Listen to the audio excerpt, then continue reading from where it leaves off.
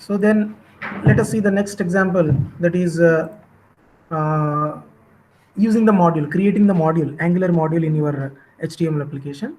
So for that, as usual, we require the Angular JS library that can be a direct URL in the format of CDN. Otherwise, you can download the library and you can put in the same way, like we have seen in the previous examples.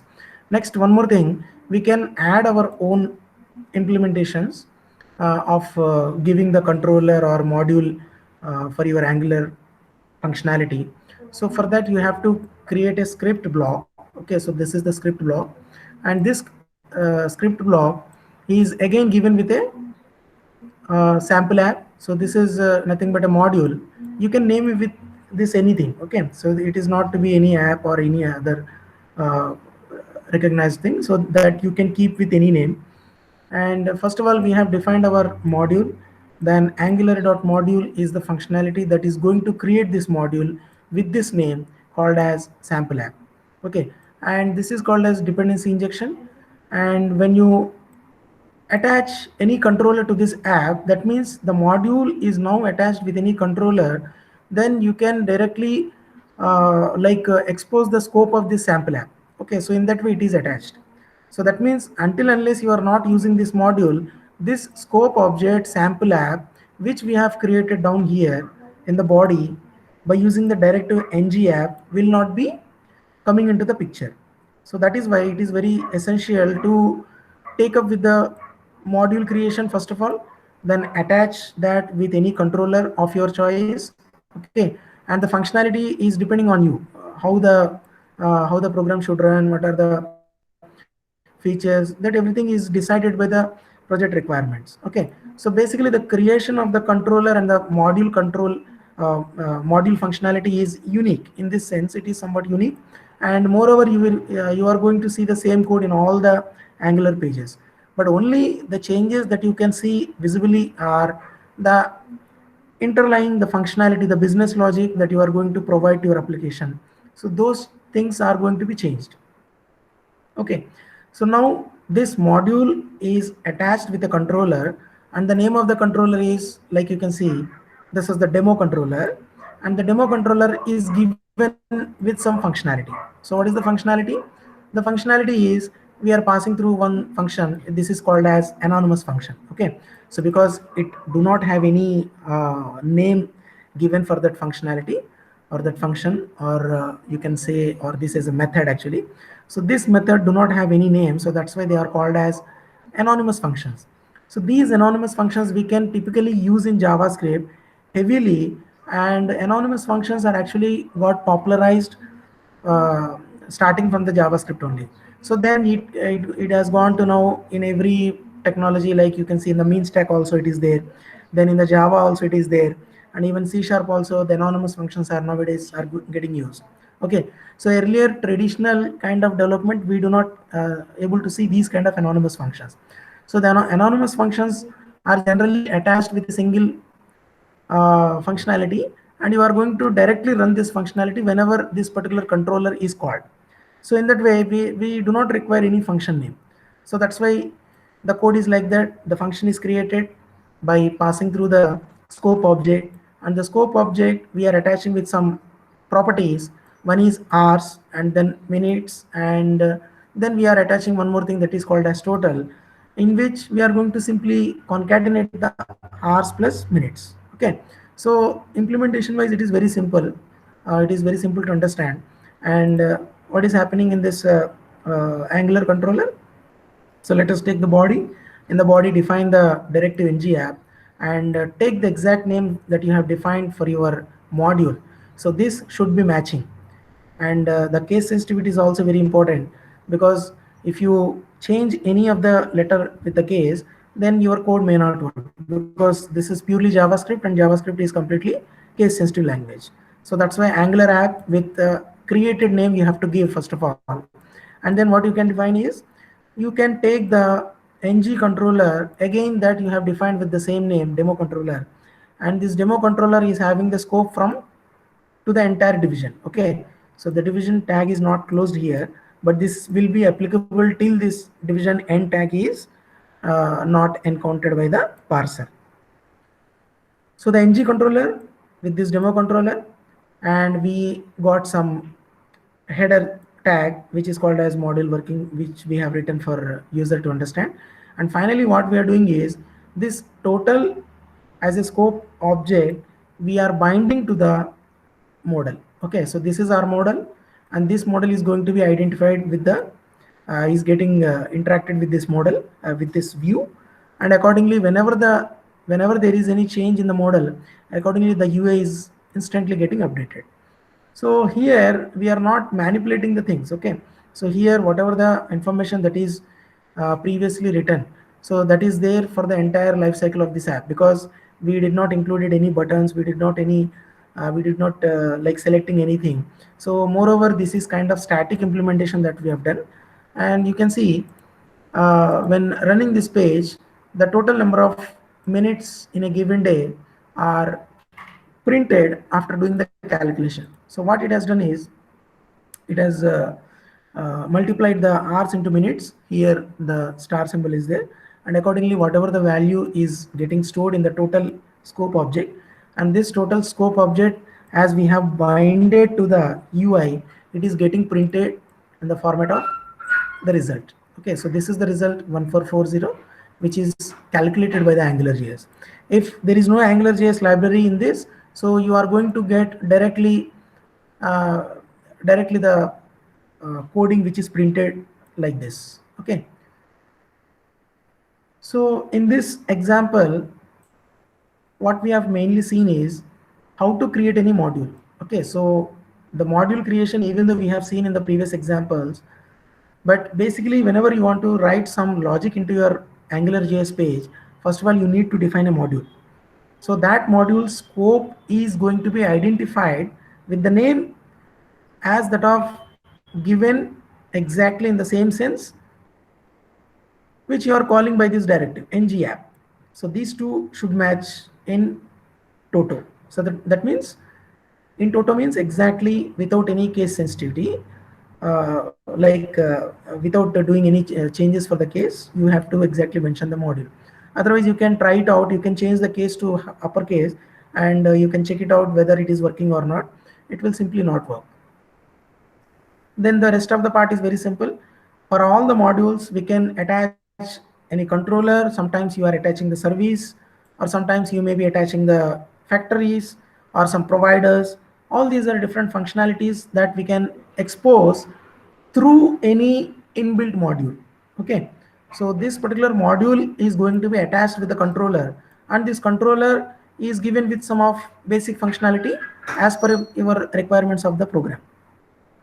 Okay, so finally what we have done, as this model is ready now, we can simply bind that information to this UI, and this result we can get as soon as this page gets loaded into the browser.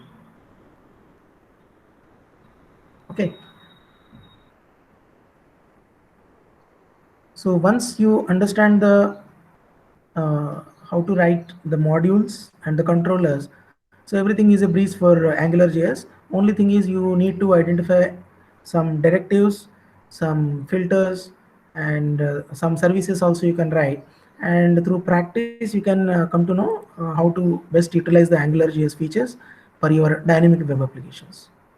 Okay, then after this we are going to see one more example for the validation. So this is the validation form that you can see. It is having basic input form for first name, last name, then email address, and some information of how this particular registration you come to know. Okay, so this particular something like website or some feature, how did you actually come to know? And accordingly we got to see, we can see that there is a checkbox and some button is there. And now what we want to achieve is some validation for the user input. We need to first of all do, so that user is not actually leaving any input form as blank, or sometimes he may not be providing the details as per the requirement specifications. Suppose you want to capture the email address, then he may not writing the proper email address, otherwise he may be writing simply any another information. So that's that everything we need to check from ourselves. Okay, so from the programmer point of view, we first of all need to filter out the bad junk data without sending the data to the server. So that is the first filtration we need to handle, and the JavaScript is the best best functionality where you can do the client validation itself.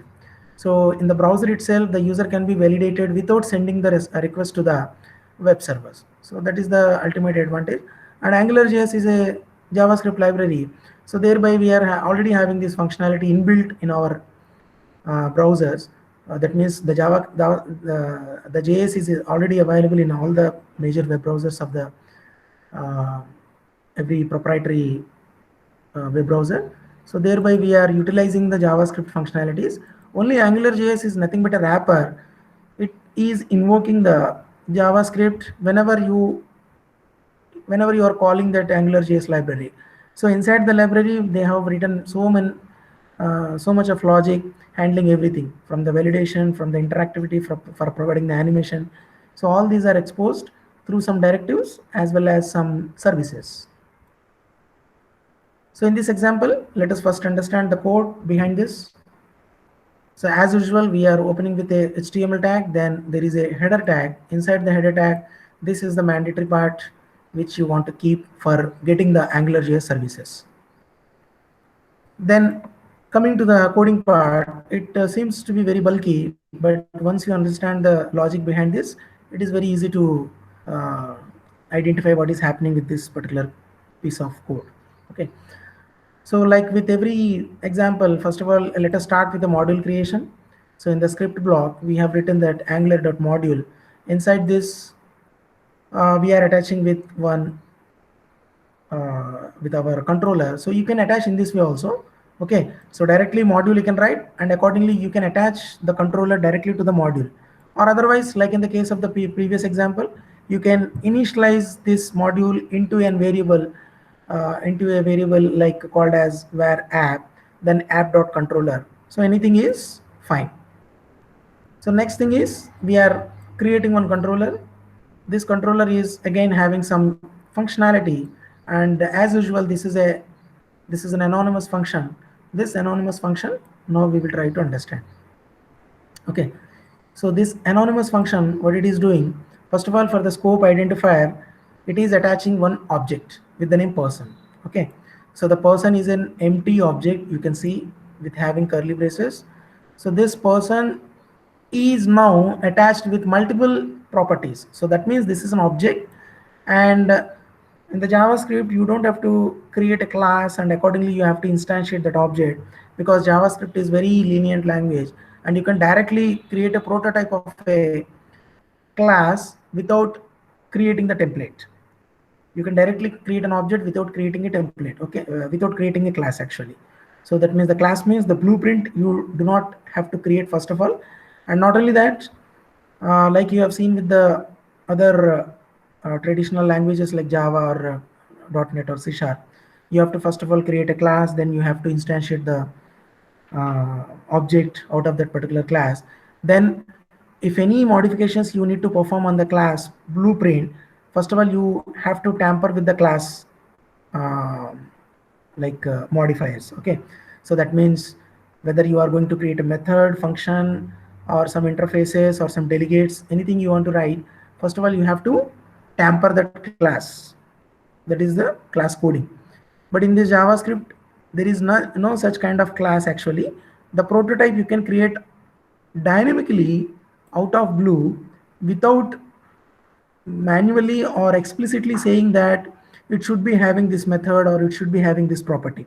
So that is the advantage of having the JavaScript objects, and sometimes it is a limitation also. Okay, so it has its own plus and minuses. So as of now that you can treat that person is person is an object, and this object is an empty object.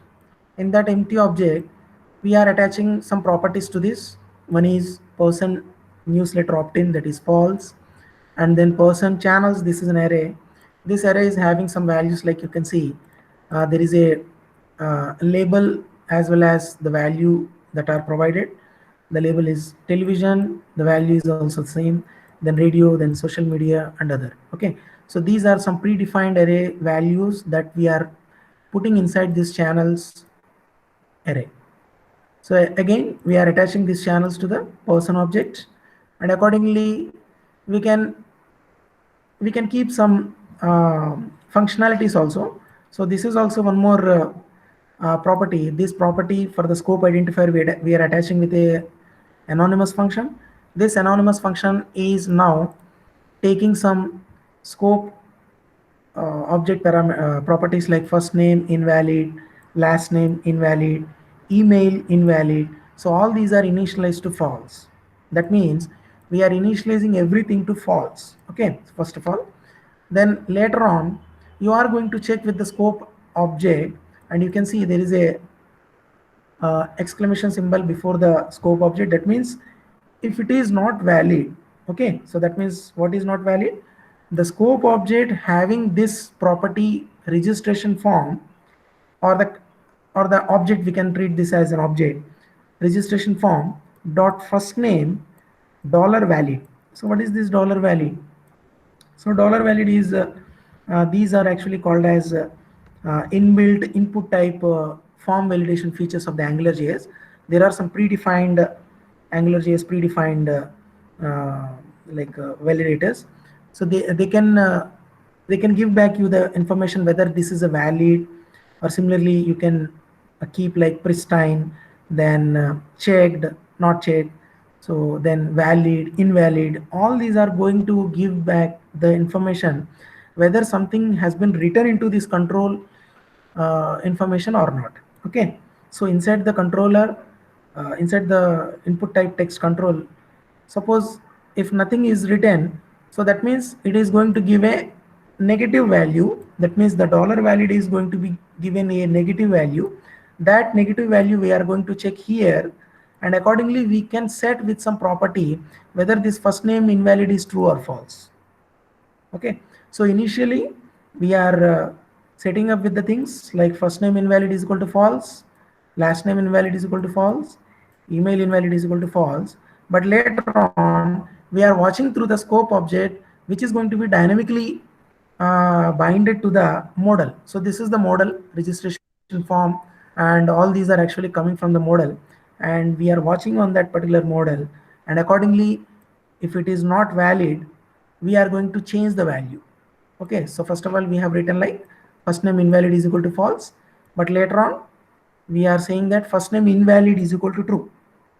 Or you can say, you can implement in a vice versa manner, like first name valid is equal to true, and here first name valid is equal to false. So anyway it is the same logic that you are going to apply for your program. Okay, so what next? Then we are going to take up the values for the other, like last name, then email address. Okay, so whatever the form fields that you can see here, there are only three input type text box fields. One is first name, then last name and email address, and accordingly we are going to verify from here first name, last name and email address, and we are changing the corresponding data, like whether it should be a valid or invalid. As soon as I am filling up with some information, it becomes a valid control, and if I am leaving this as an empty one, it becomes an invalid one. So in that way we can keep the things in our business logic. Okay, so then what else? Finally what you are going to do is, we are going to check whether everything is properly set up, like registration form. Now we are not talking with the attached properties. So these are the attached properties, but now we are entirely going to see whether this registration form is a valid like object or not. So again with the same kind of checking, dollar scope registration form dot dollar valid. So as these three are actually coming as valid, then only the entire form can be treated as a valid form. And then what you can do, you can show this some functionality by putting the logic like dollar scope dot do show. What is this do show? This is one more functionality we are attaching to the Angular scope object, and this do show will be now taking the value of true. Okay, So based on this given controller's logic, so everything is in the controller actually. Okay, so you can see everything is actually we have written into the controller. This is the anonymous function in which we have created one object with the name person. The person is having some unique properties attached to that object. Then we are going to verify the input form fields also, and accordingly we are going to uh, uh, put some whether it is a true or false for the entire scope of the page. Okay, then now we go down to the implementation part to how we should properly validate the AngularJS page. So this is the first and foremost important thing, that is my app we need to set up. Okay, so this my app we have defined here. Okay, so this is the same name. This my app now gives rise the entire AngularJS scope. Then we are attaching the controller also. The controller name is my controller.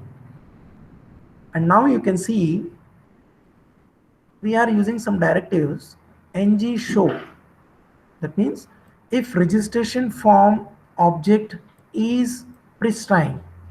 Okay, pristine means we have not at all tampered this control. That means we have not at all changed the data. So initially whatever the loaded data, that was untampered, and you can set up with other input form checking controls like untouched, touched, like pristine, dirty, then valid, invalid. All these are available in the AngularJS in the format of direct services. Okay, so you can take that value, and as for the first time we did not change anything, that means the pristine is going to give true.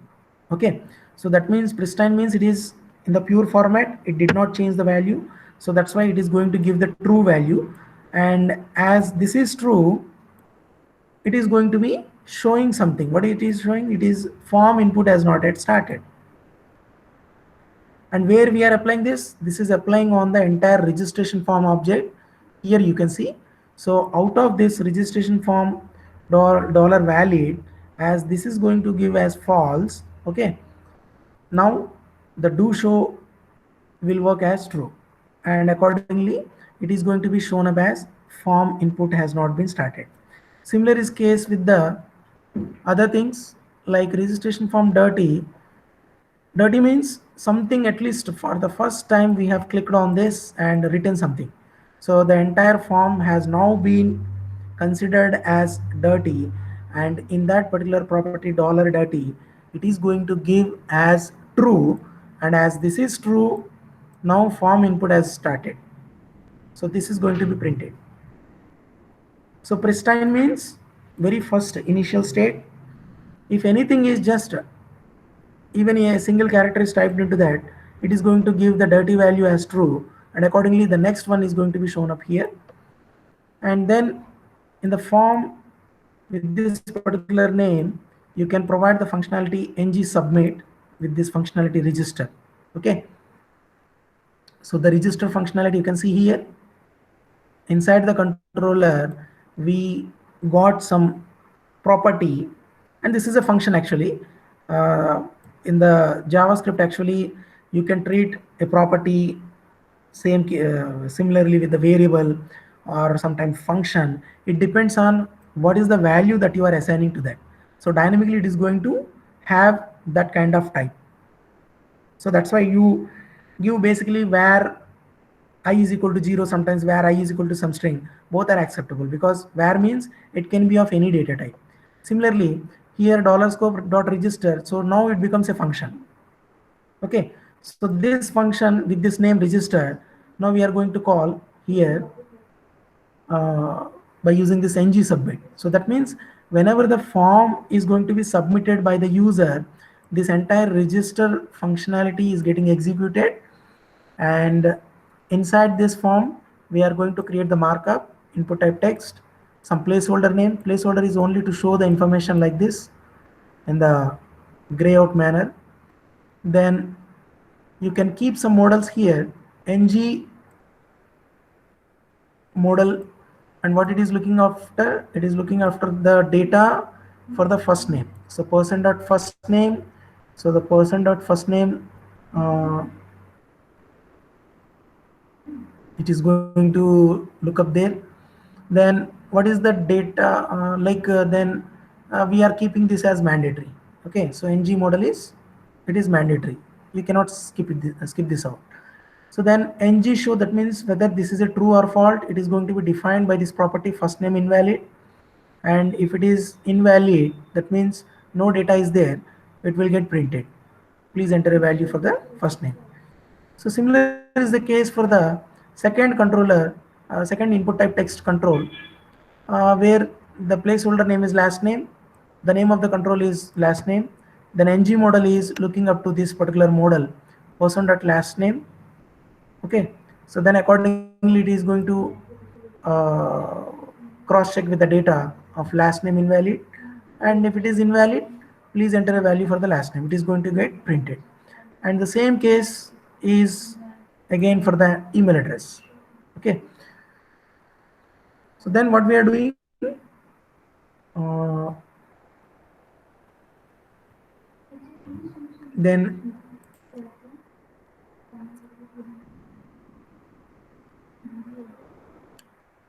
then one select drop down list is there.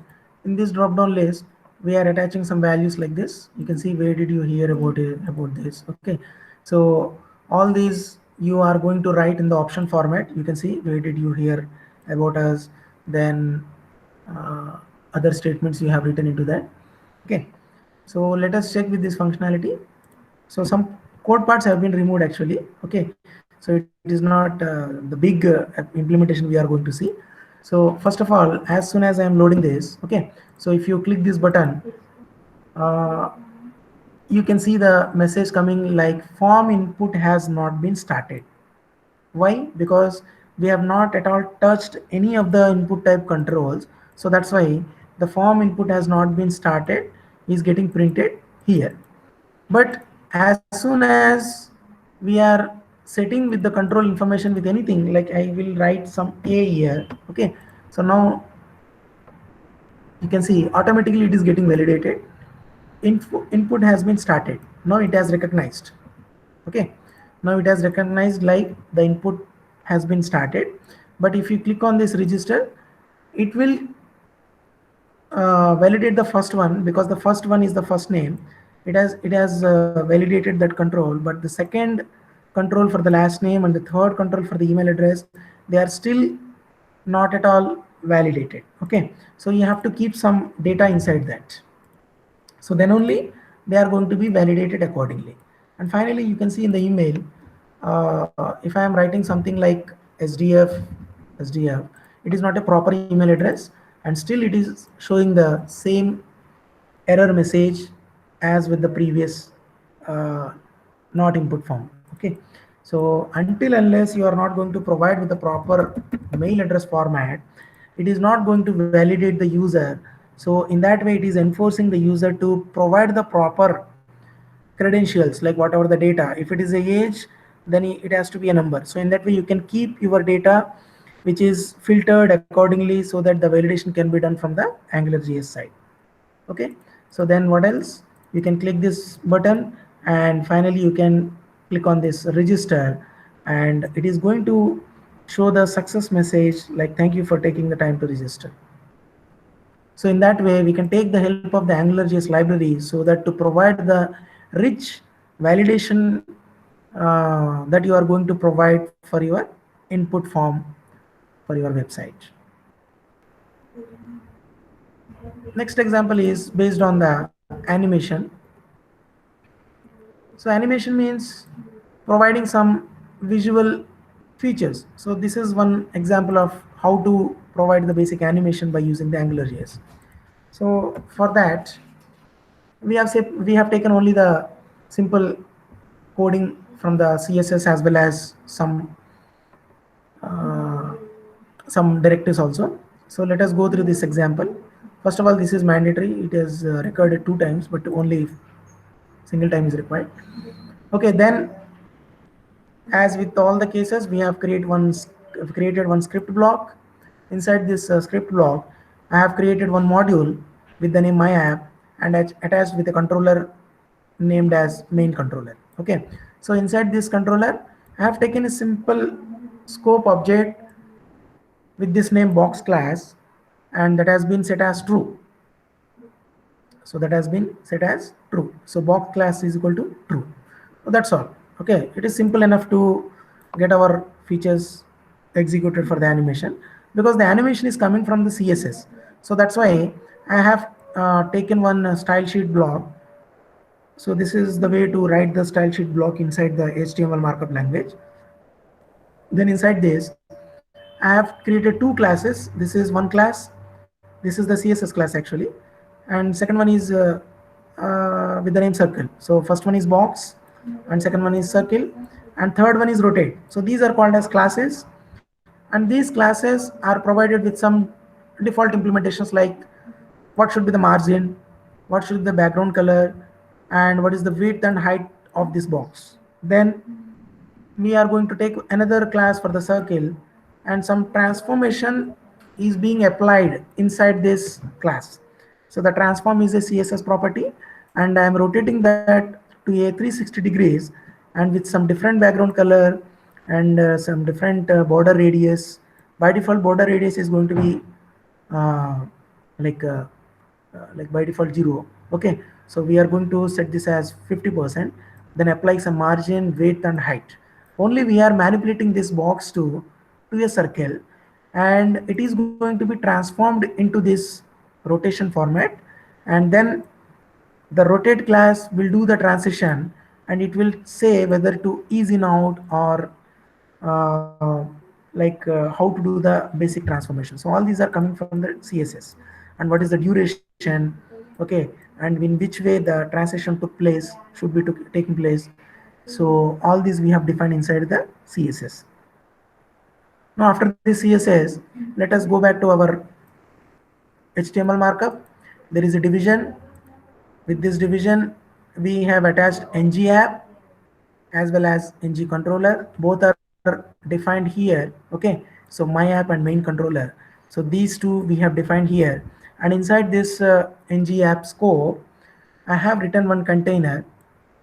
Okay, so this container will be having one input type checkbox. So thereby you can see here one checkbox here. Okay, then it is watching the box class. So what is this? This is a model. So what is this box class? This box class we have set as true. So by default, it has been set as true. Okay, and when there is any change to that box class, then what should happen? We have defined that. So as there is any change inside this box class, that means there is any change means we are clicking on this. The checkbox is going to have only two values. Either it can be checked or unchecked. So there are two states, and the model is continuously watching this the controller is watching this model. Okay, so that's why we are directly attaching that model box class, and whenever there is change on this control, so this animation should be taking place. And what is the animation? The animation is box rotate. So these two are getting applied. Then if the box class is true, okay, then that means the class is box actually. Okay, so this is the class. The class is going to be applied as rotate. So this is going to be rotated. If it is not the case, then circle is going to be applied. So by default, it should be a box. Then as per the changes that are being implemented for the model, the ng class. So this is the key directive here. The ng class is only for the applying the dynamic CSS implementation inside the Angular. So accordingly, we are providing one if else condition to this CSS class. If it is this box, then apply the box class. If it is the circle, then don't apply this class. So in that way, it is going to have the implementation implemented. So accordingly, we are getting the functionality by default. Okay, So by default it is checked and it is a box. As soon as I am unchecking that, it is reverting back to the circle with that transformation using the rotation feature. Got it? And lastly, we are going to see one understanding for the factories and providers and services. Actually, this is not required, but still I want to show how this particular you can create a config. Okay, so this is a module. For this module, I am attaching with config. So config means we can provide some configuration. Inside the configuration, I want to create one provider. Okay, so it is highly some sophisticated implementation, and then how to create a value, then accordingly how to write a factory. Okay, so this is how the Angular application can be blown out from the normal simple implementations. So we can create the service. Finally, you can attach everything inside the controller. Okay, you can take the services, everything, because we have created one service here with the name calculation service, and we are attaching that calculation service through the dependency injection. Okay, so this is called as dependency injection. Through that dependency injection, you can provide the functionalities to the controller, and whatever the service is offering, that is directly coming inside this controller. So even though for a simple example like this, what is happening here is, suppose I am writing some 8 here, and it is simply squaring that number. So looks wise, it is very simple to implement, but here you can see how it can be scaled up to provide a good Angular JS application by providing the providers. Then you can create a factory, then you can create a service, and then you can call them from through the dependency injection to your required controller. And finally, that controller you are going to call from your markup, and whatever the service is there, accordingly it is going to print that value. So even though it is a very simple implementation, okay, suppose I have written 345, it has given me back the square of this number. Okay, so the service is there, and finally we are going to attach that service through the dependency injection.